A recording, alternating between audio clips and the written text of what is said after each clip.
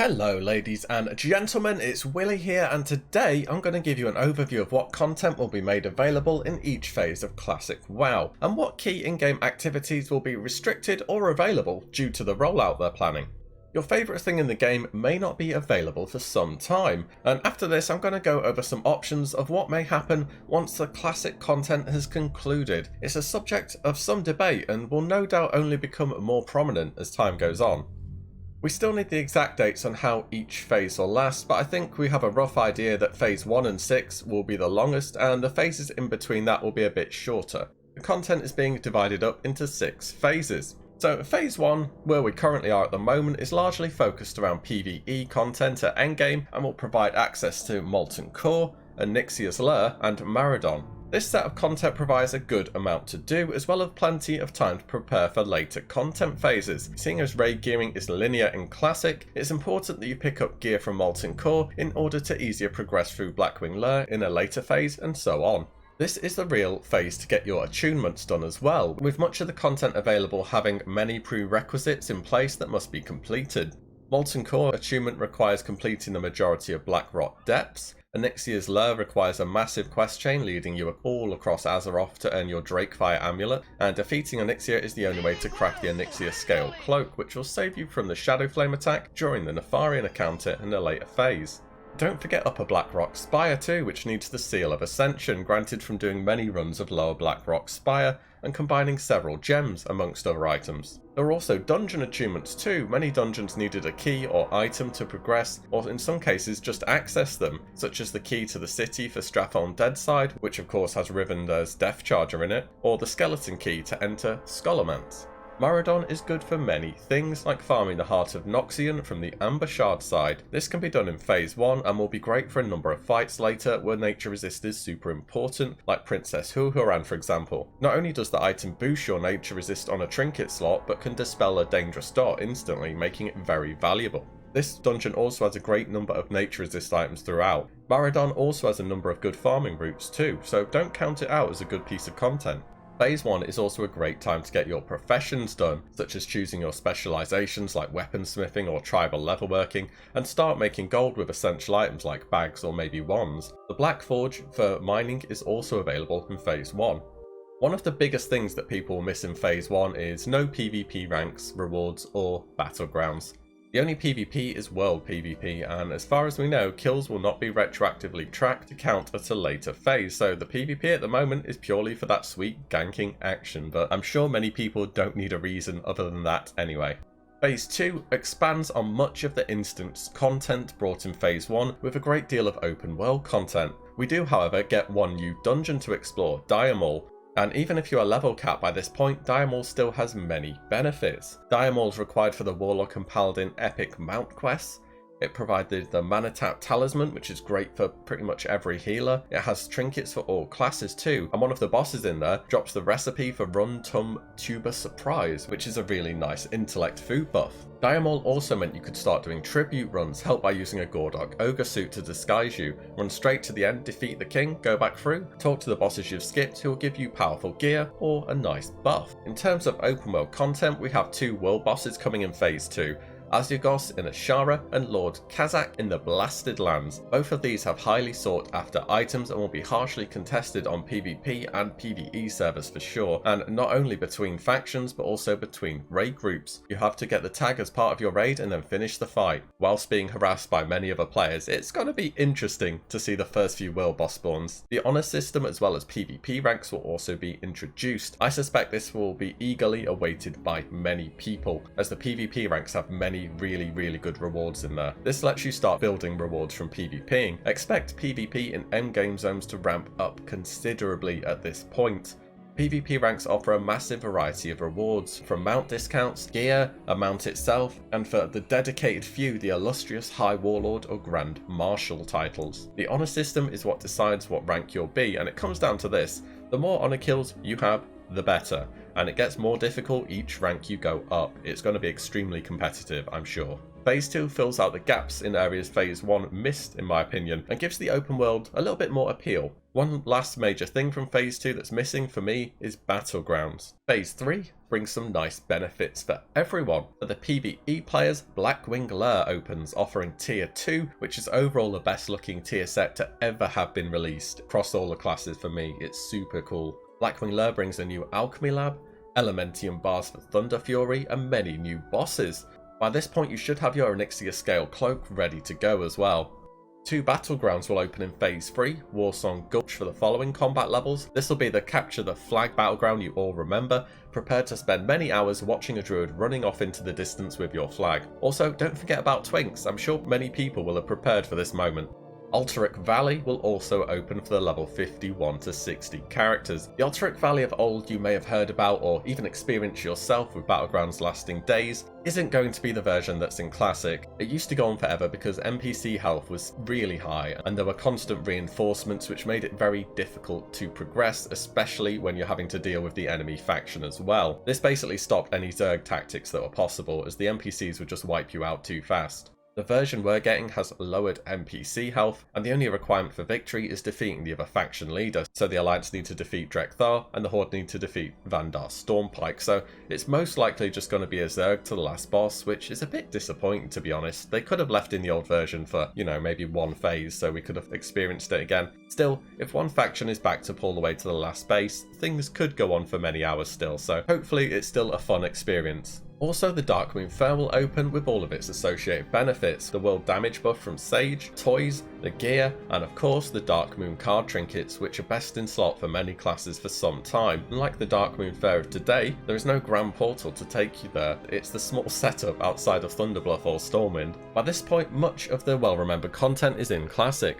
Phase 4 expands on this a little bit more. So Phase 4 brings more great content. The Green Dragon World bosses will enter the game, adding 4 possible new world bosses across Azeroth, and each of these will be just as highly contested as AZUREGOS and KAZZAK.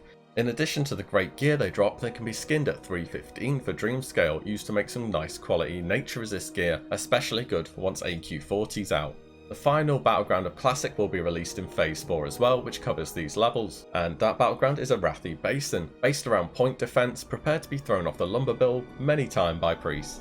ZULÄGURUB will also open. This is a 20-man raid in Stranglethorn Vale and offers some new gear and class-specific trinkets, as well as new schematics and plans for many new profession items, especially the Bloodbind set, used to create many very well itemized pieces of loot. This is actually about as close as we got to a catch-up patch for vanilla as well. ZULÄGURUB also brings 2 new rare drop mounts, the Swift Rizashi Raptor from Bloodlord Mandakir and the Swift Zulian Tiger from High Priest Thekkel. By this point, much of the content is in the game and the last 2 phases are largely focused around raids. However, there is something else of interest in Phase 5, and that is the dungeon loot reconfiguration, the introduction of tier 0.5 gear, relics, and drop rate and location changes. What this all means is they're adding a new tier set, which will be a nice progression path for the players not raiding, relics for paladins, druids and shamans that provide small benefits to many spells, re-itemizing some gear so it makes a bit more sense for the classes it is intended for. Now, hopefully Blizzard catalogue these changes so we're able to see easily what has been changed, and we can go for the new items if we need to. Perhaps the biggest draw of this phase will be the war effort in Silithus. I could make a whole video on this event, it really is epic in proportion. Though AQ40 and AQ20 are released on this phase, when they are opened it's up to the player base on your server. 2 things need to happen for the gates of AQ to open. First, the most crazy handing quest that Blizzard had ever devised, and here's what the Horde and Alliance need to hand in respectively. And you can see it's a pretty enormous amount. And once this had been done, there was a 5-day grace period, after which a player holding the Scepter of the Shifting Sands could go and sound the gong and open the gates to AQ, starting the 10-hour war. 10 hours of open world PvE, PvP, massive fight. It's gonna be crazy to see. Due to the effort involved with a handing quest and the time it takes, basically everyone on the server is going to be in Silithus when this happens, so it's going to be pretty fun. And of course, having that many players in one zone is pretty likely to cause server issues. There's a reason why they haven't ever repeated this. In fact, the only time when they really did repeat this was the launch of the Burning Crusade, where they had 1 point for everyone in the entire game to go through. I suspect Blizzard are going to have to divide people up pretty heavily through layering. Let's hope it can be a good balance balance between the epic scale of the event and people actually being able to play the game though. Overly splitting people up would really take away what the event is all about. And of course AQ contained the tier 2.5 set, as well as many memorable items such as the Dark Edge of Insanity and unique bosses like Sidious. And of course, our first look at an old god Cthulhu, who to this day still has some of the most chilling and memorable voice lines in the game for me. You are already dead. You'll betray your friends. Your courage will fail. Death is close. Your heart will explode. And the war effort itself will no doubt take up the majority of this phase.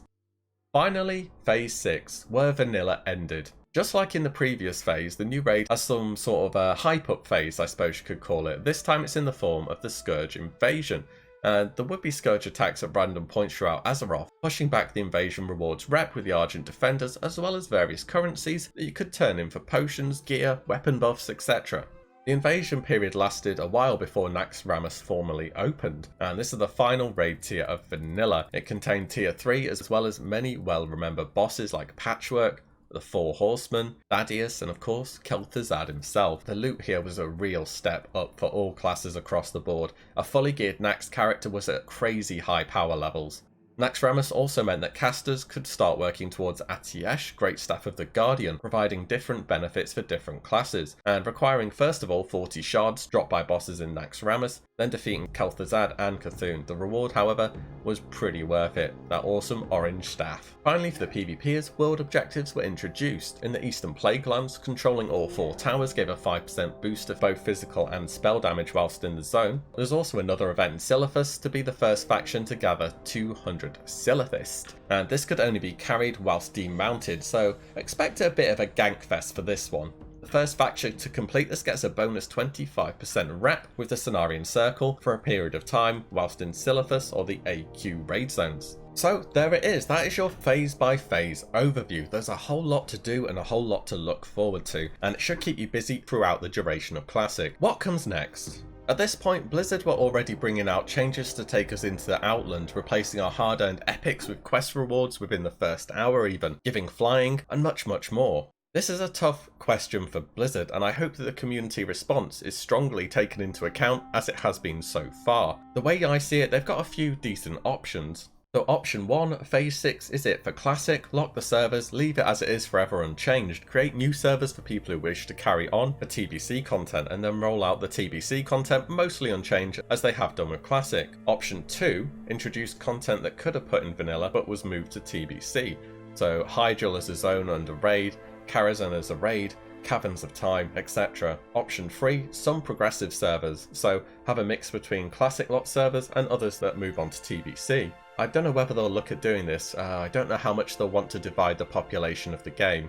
And option 4, modified TBC servers, move the game on from Classic, however make larger changes to certain aspects of the game to keep Classic content interesting, maybe for catch-up gear from Classic or through the lower level dungeons. And option 5, add fresh new servers for Classic every so often, where the journey can be started over every couple of years, like prestige servers I guess. Then again, this is all still so far away, and I'm sure there's many good options beyond what I was able to brainstorm here, and I want to hear what you guys think about this as well. Personally, I think player interest still being strong will be a large factor in Classic's direction come the end of Phase 6. Regardless of personal opinion, we'll very much just have to wait and see. For the time being though, let's enjoy the present. We're still in Phase 1 and the game's finally happened, you know, we finally got Classic. So would you add any additions for the end of Phase 6? What direction do you want to see the game go? Got any questions about anything through Phase 1 to 6? Let me know and I'll do my best to get back to you. So that's everything. As always, thank you so much for watching and I will see you in the next one. Cheers.